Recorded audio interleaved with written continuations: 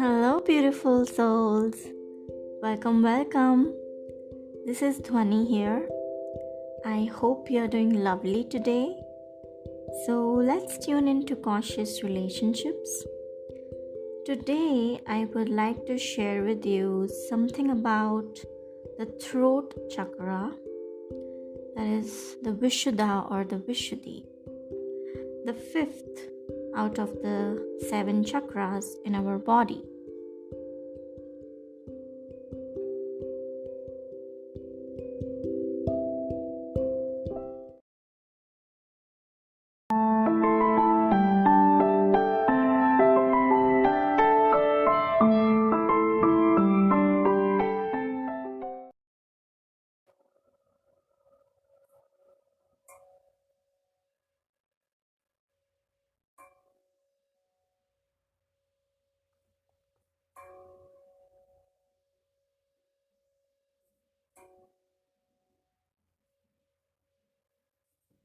Raise your words, not your voice.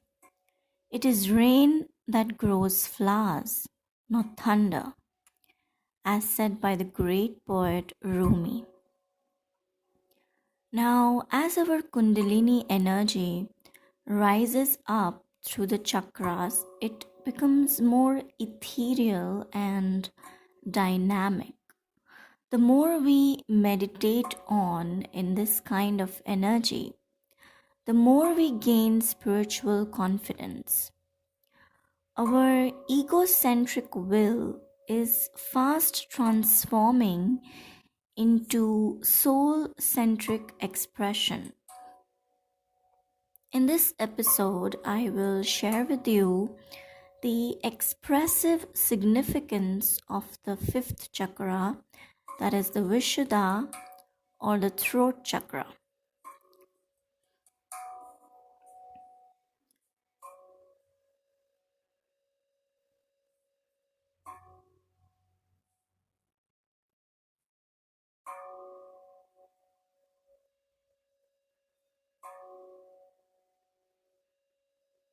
The door of life has been opened. The vital breath has been circulated. We have now moved up into the higher chakras. The throat chakra is the first of these, associated with the faculty of higher discrimination, creativity, and self expression. Known as the purification center, the Vishuddha chakra gives voice to our spirit. Also known as the poison and nectar center, it is said that Amrit or nectar of the gods is secreted from this chakra when activated. Once Amrit is tasted, our voice reflects the condition of our mind. Here, our highest expressions become manifest. We are now free to say what we mean and mean what we say. I repeat, say what we mean and mean what we say.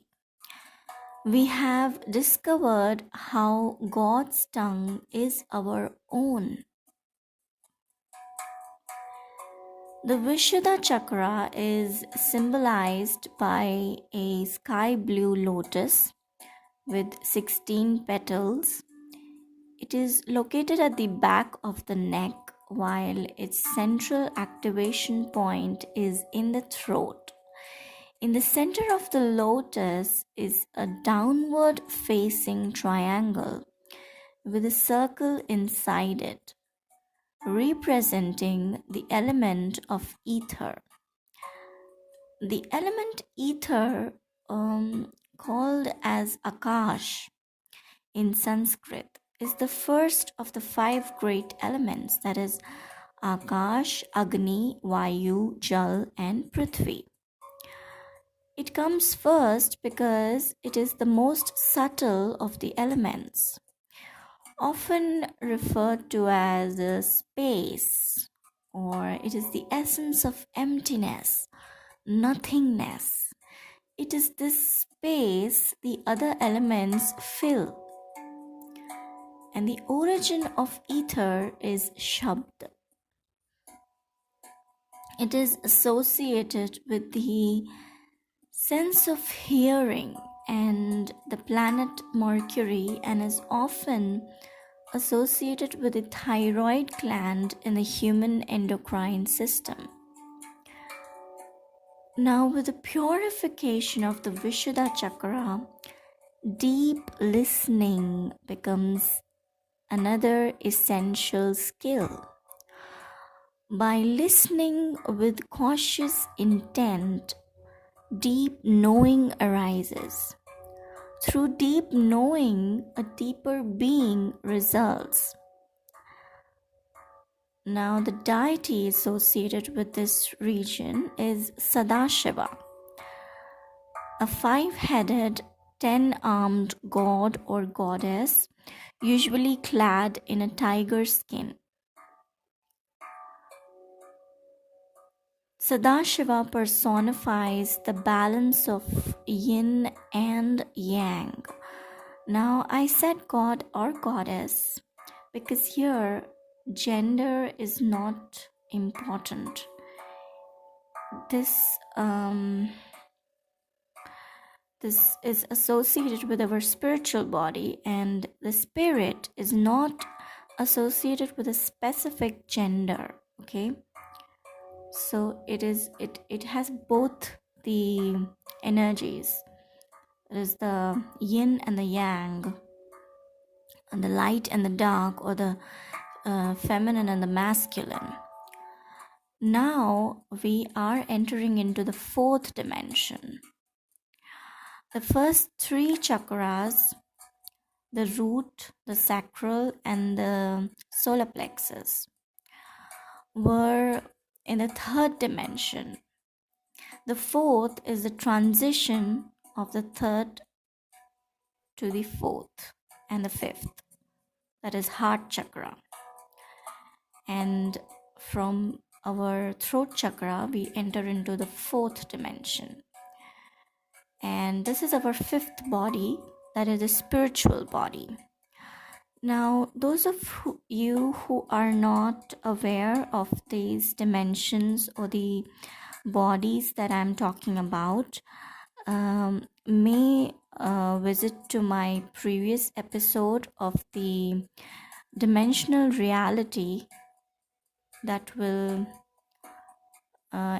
try and explain you the things about the dimensions. There I talk about the 3rd, 4th, and the 5th dimension. And there are other few previous episodes of mine where I talk about the subtle bodies, the 7 subtle bodies. So you can visit those episodes and understand the bodies that I'm talking about associated with each chakra. Now, this region is also represented by the deity Ambara, who is usually seated upon a white elephant. Now, the challenge of the Vishuddha is to learn how to express ourselves in the most truthful, authentic manner. When this chakra is clear, we gain the ability to allow the divine breath to activate our vocal organs. Our speech becomes uplifting and wise, and we can communicate clearly our intent. We are able to transform negative experiences or low frequency experiences into wisdom, into lessons. When this chakra is closed or blocked, we experience poor communication and laryngitis on the physical level, codependency on the emotional level, unclear thoughts on the mental level. and insecurity on the spiritual level. We often speak without thinking and have trouble expressing ourselves in an authentic way, and we may have issues with tact and timing.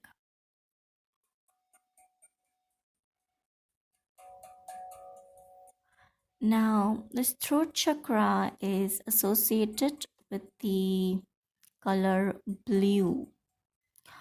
Blue is an intellectual color. It promotes a feeling of being intelligent and trustworthy. Okay, that does not mean egoistic. This color brings to mind thoughts and feelings of logic, communication, and duty. Blue can make you smart, efficient, and well spoken. And the zodiac signs Gemini and Virgo have a very powerful throat chakra.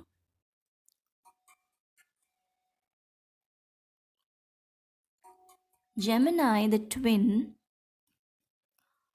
is ruled by the planet Mercury. This is the planet that empowers the throat chakra. They have a chance to gain the confidence of others by explaining their ideas and simultaneously can gain great influence over a large number of people by getting the word out. Their power comes from the feeling of air passing the point in their throat that swallows. And maybe that's why Gemini people are very clever. The communication skills are very good.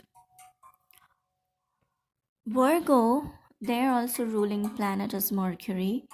So, as their Mercury ruler influences their need to gather information and communicate based on the data. They are very much concerned about facts and figures.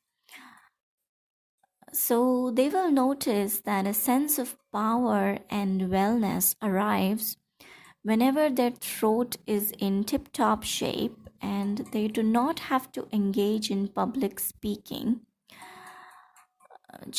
They just have to be ready to precisely deliver the facts. And maybe this is why Virgo people are very bright. This is their sensitive and powerful spot, which is associated with any kind of communication and self expression. Can be speaking, can be writing, can be thinking, can be singing, anything. So, when activated, we are creative and able to cope with difficult situations using our inspiration. Lies and lack of self acceptance blocks this chakra. When blocked, it's like we disable our capacity or capability to express ourselves, leading to self pity. Not being able to express ourselves is also a kind of lack of freedom, right? Mercury metal is linked with planet Mercury, and Mercury is highly toxic. So take care of what you speak for yourself and others because words can be toxic too, right? Thoughts and words, both. Now, this is our fifth energy center. Its location is in the physical body, is in the area of the neck. Okay, and it represents pure consciousness or creativity, our co-creative power. And its symbolical representation, it is the dwelling of sound and dreams, and the symbol of purity or authenticity. On the psychic level, it governs expression, awakening of inspiration, eloquence, or archetypal models. This center of force is closely connected to the feeling of acceptance, superior receptivity, and subtle protection. On the physical level, it coordinates the activity of the vocal cords, the hearing system, our pharynx, esophagus, as well as the spine. The corresponding glands are thyroid and parathyroid, and the center of force is connected to the complex process of nourishment. How? We will see later. Now, if there is an imbalance in this chakra, energetical disturbance, the person will have to face an imbalance at the level of the thyroid and parathyroid glands, and the emotional factors are nonetheless extremely important in triggering this disease. These factors are translated in symptoms as insomnia, anxiety, depression, and the characteristic element is the subtle energies of the ether, which we discussed earlier, and the sense is the hearing. Okay, so how powerful hearing can be, so be careful if others are not cautious enough while speaking or while projecting their thoughts or their perception. So we should try to be cautious enough while hearing and absorbing those energies into our mental and emotional bodies. Here we need to maintain boundaries. Now, all the miraculous possibilities, that is, the gifts or the powers named in the Eastern tradition as siddhis, are related to the activation of Vishuddha chakra, and to be more specific, they are related to the fifth element, the ether. The effects of meditating on this chakra are calmness, serenity, purity, melodious voice, the awakening of artistic inspiration, the capacity of interpreting sacred writings, scriptures, paintings, of understanding the hidden message of dreams. Dreams play a very important part in this chakra or our fifth body. The person under the influence of Vishuddha chakra no longer find attractive nor important the distractions and pleasures caused by the senses and intellect. Such a person will seek real knowledge beyond the limits of time and beyond hereditary or cultural conditionings. Entering its field of energy equals the freedom from the whirlpools of this world and the control over our ego. Control. We let go of control. We learn to let go our ego, our attachments. The idea of cosmic consciousness is related to this center of force, and both physiologically and psychologically, Vishuddha chakra corresponds to the complex process of nurturing. We'll understand how. The balanced development of the three centers of force, right? That is the root, sacral, and solar plexus chakra. When we have worked upon these three centers, when we have tried to heal or balance these three centers, that leads to the formation of a balanced and harmonious personality. Okay, our appearance, our outer projection. Now, the fourth center of force, that is the Anahata or the heart chakra, that is an intermediary stage, a central point that unifies the inferior levels with the superior levels, or the three lower chakras with the three upper chakras.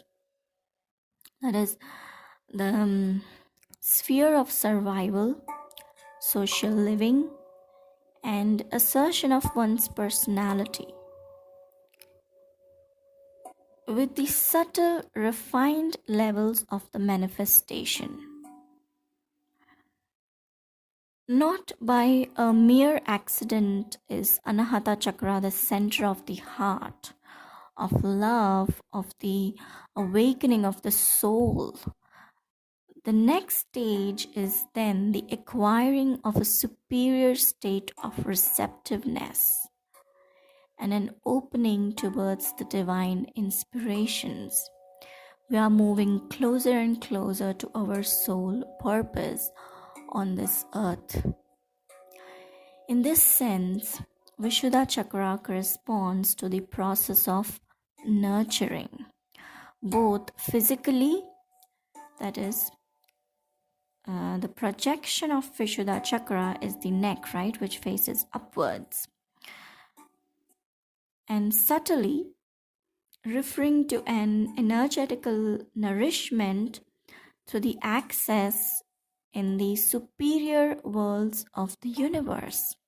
Our soul is nourished when it reaches nearer and nearer to the ether, to the other upper dimensions. Now, at this stage, the notion of inner superior consciousness becomes accessible, and the person may intuitively enter the mysteries of the divine manifestation.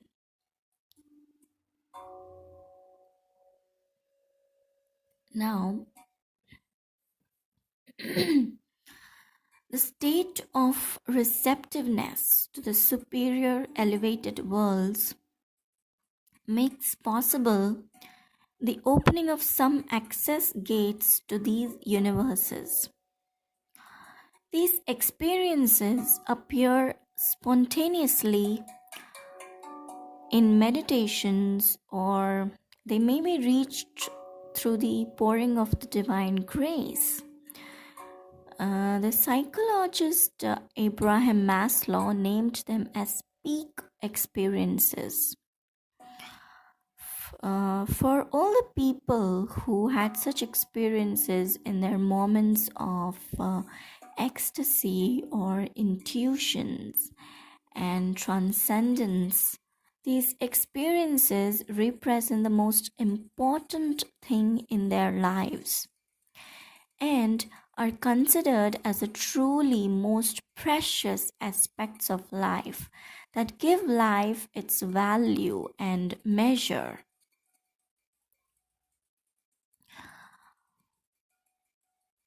They may be certain forms of overcoming one's individuality, or simply a sensation of being out of time, or many people call it out of body experiences. Means we are out of the linear time and space, we are out of the third dimension, and we are now moving to the higher dimensions where The linear time and space no longer exists, or it is not important.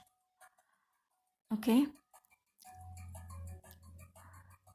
This superior inspiration appears only in the more or less cautious moments of superior receptiveness, when we allow things, when we let go of the control. The great composers, the people of art, even the scientists have had such moments of brilliancy. If a person had this inner state of superior receptiveness and truly allows the resonance with elevated subtle realities, these realities will materialize into sublime ideal forms, into the sphere of consciousness. Any kind of artistic experience or realization not only recreate art, but also they transform the receiver's personality, because through symbols received telepathically or created exteriorly, the art creator is capable of reintegrating certain aspects and of reaching a new elevated level of consciousness. And more than this, the act of creation and the act of being created are complementary parts of the same phenomenon. The art molds the artist, and the artist molds the world. Now, through contrast, when the art and the inspiration are considerably embarrassed by the ego, creativity stagnates. When the ego becomes a negative influence, art disappears. And when the ego disappears, universal art flourishes at its own will, in its flow, it's in its natural form. When the artist is crushed down by the ego, allowing him to be dominated by petty calculations, he begins to imitate himself, and he is no longer capable of transmitting the sublime to the others. These inspirations then do not transform him, and his personal inner growth also stops. In the genuine act of creation, free and manifested, uninhibited, characterized by a crazy spontaneity, the artist nurtures himself first and most important of all. At this point, he offers a lot to the others because his cup is filled and he has something to offer to others. He becomes a vessel, a medium. When a person offers himself or herself to the world in some service, they accept, in fact, the subtle guidance and inspiration of the inner superior consciousness. And from this point of view, we may say that the superior act of nourishing is in fact equal with being nurtured. So through Vishuddha chakra, the brilliant artist performs the ineffable identity with the inner voice through his art, through his creativity, through his creative power. In the case of a person who has the consciousness predominantly at this level, his or her role will be equally as distributor and receiver of the divine grace. Through the sublime experience of receiving the grace, the individual consciousness, nurtured with the nectar of the divinity, goes up to the next center of force, that is the Ajna chakra or the third eye chakra.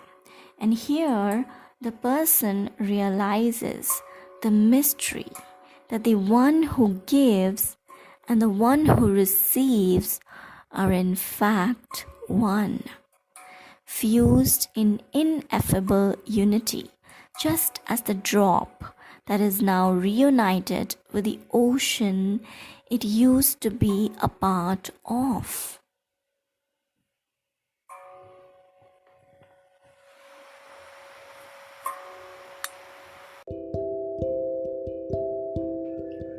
Well, that was all for now. So stay tuned till my next episode. The purpose is to share and spread love. God bless you in your beautiful journey of life. And please share this episode so that more and more people can benefit. And click the subscribe button and especially the bell icon for my YouTube viewers so that you get notified every time I upload a new episode. And you're more than welcome to join our Facebook group, Conscious.Relationships, or follow me on Instagram, Conscious.Relationships. The link is in the description box below or in the About section. Okay, so I'll leave you with that. Thank you so much for listening and have a good time. Bye-bye.